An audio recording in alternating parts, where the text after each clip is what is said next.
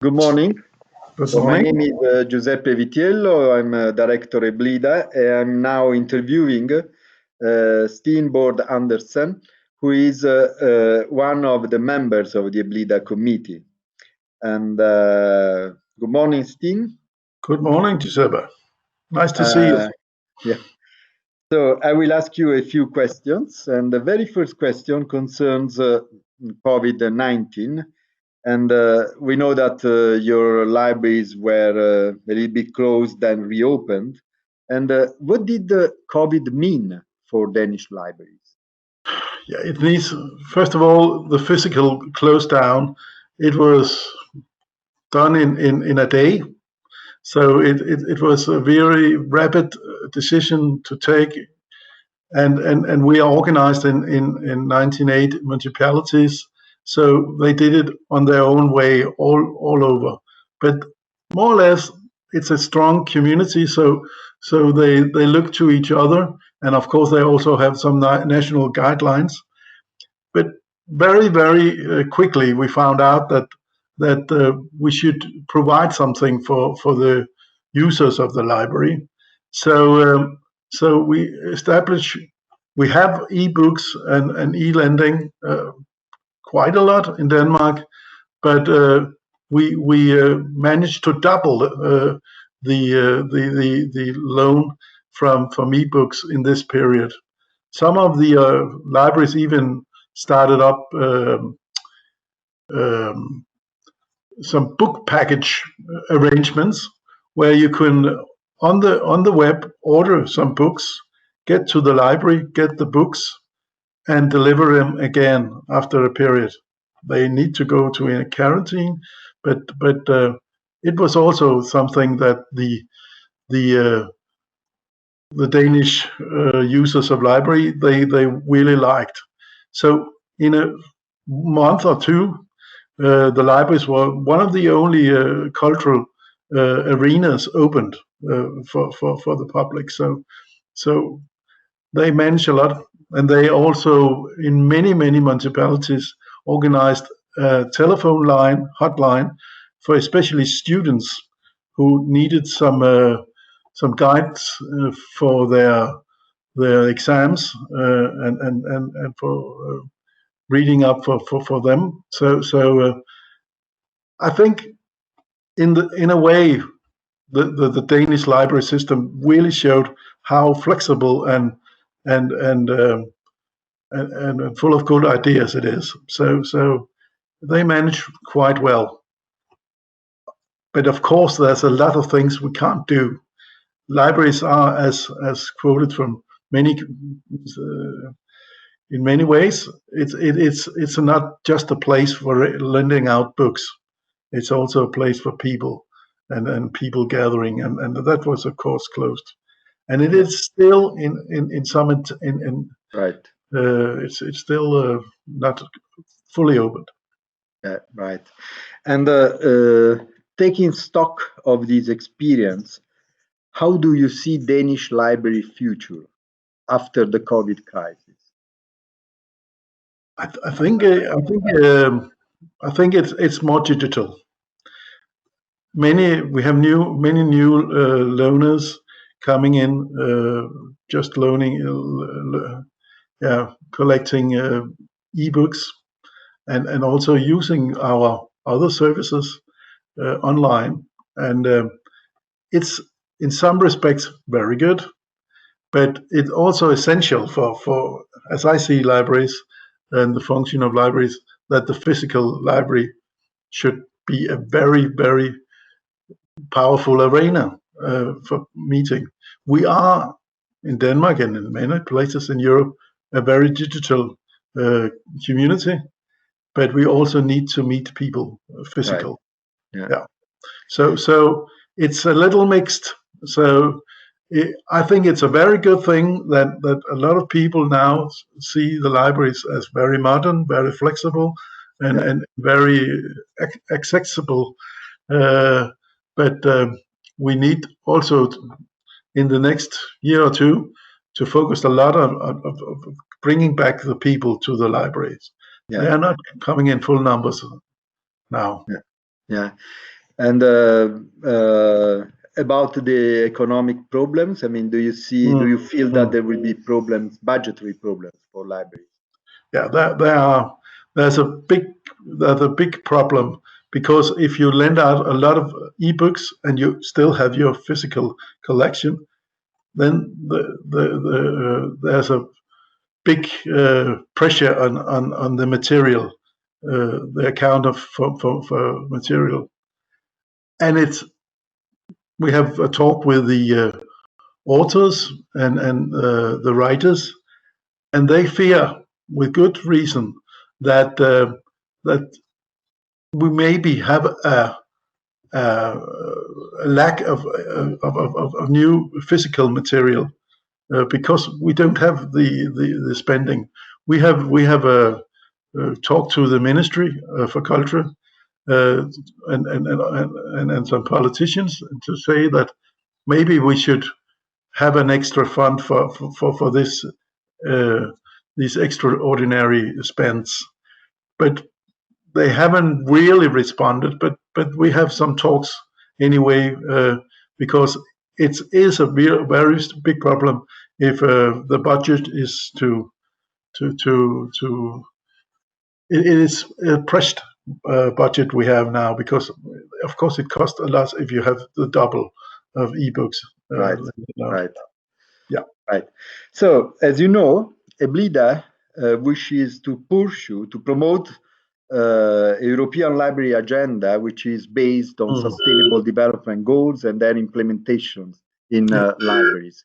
How do you feel about this policy, and do you think that this policy is realistic? I think strongly it's a very important part of what libraries do, to also to be a platform for discussion of how to implement the sustainable goal, to build better societies. So in Denmark, partnership is a very, very strong thing for libraries. They're building local partnerships in all kind of sectors, on the cultural, on the social, and on the educational areas. And we try to be the meeting spot for that. And it's a success.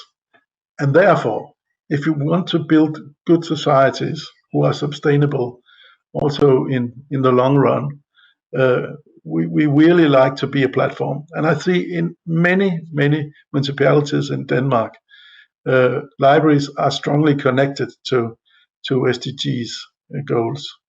So I think it's also very good that we in Europe put that on the agenda, and also just to show that the libraries, they are really one of the most used and democratic places for discussion and to developing these kind of initiatives from the public and from the people of the nation. So I think it's a good thing if we can come all the way in Europe. It's a long thing, but I think we can use EBLIDA as an inspiration. I think there's many good initiatives who are put on our website, so you can get some ideas of how do they do it in France, and how do we do it in Bulgaria, and so on. So we can be inspired by each other. And I think that would be a very good thing. That's the same thing and same way we try to work it within municipalities in Denmark, because the municipalities are the one who are in charge of the library services and the public library sector. But this kind of inspiration is very, very important, and the SDGs are very important if we want to create a better world, a sustainable world. And I think in the nature of library, SDG is very close. Okay, and what do you think about? What do you think of this idea of matching sustainable development goals implemented in libraries with European structural funds? European structural funds are not only actually for less advanced regions, for some regions in Europe, but there are the objective is convergence, and therefore there are European regional development funds which are very much used in the Netherlands, in Denmark. So do you think that we can match these two objectives? I think that's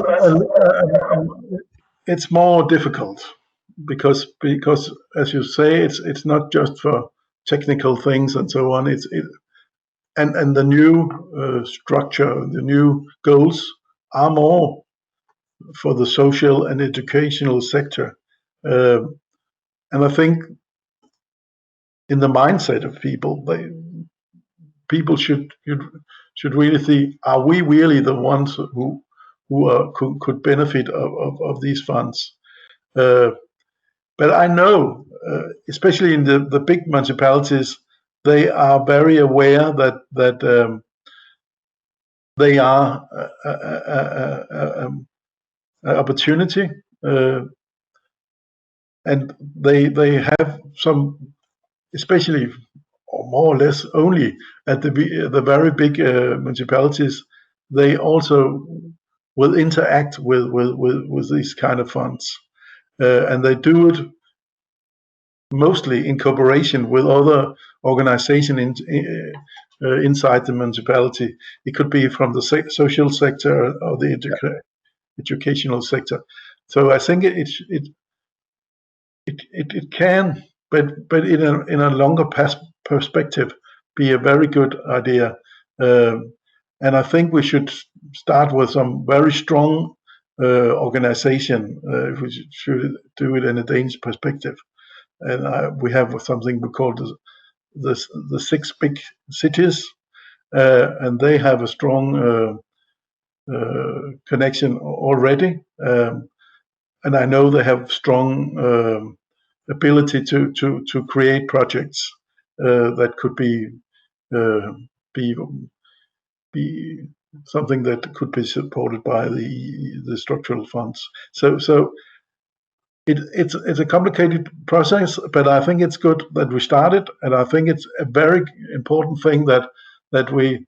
I think in Denmark we generally say it's something developing areas of Denmark who are not so developed, and giving them things for workplaces and technical installation and so on. So it's fine, both from the EU perspective, but also from the national perspective of Denmark, that it should be broadened out. And I think it's very good related also to the SDGs. Yeah. But it had to be. It's just in the start. Yeah. And if I can add something, I would like to say that from what I see in the Netherlands, also Netherlands has a kind of union association of the 4 big cities, and this this joint effort actually has been very productive in getting money for structural funds, for projects funded by structural funds. So I think you have really detected the right way of implementing SDGs through structural funds in Denmark. Yes. Okay, so that was the end of the interview. Thank you very much. Thank you very much, Giuseppe.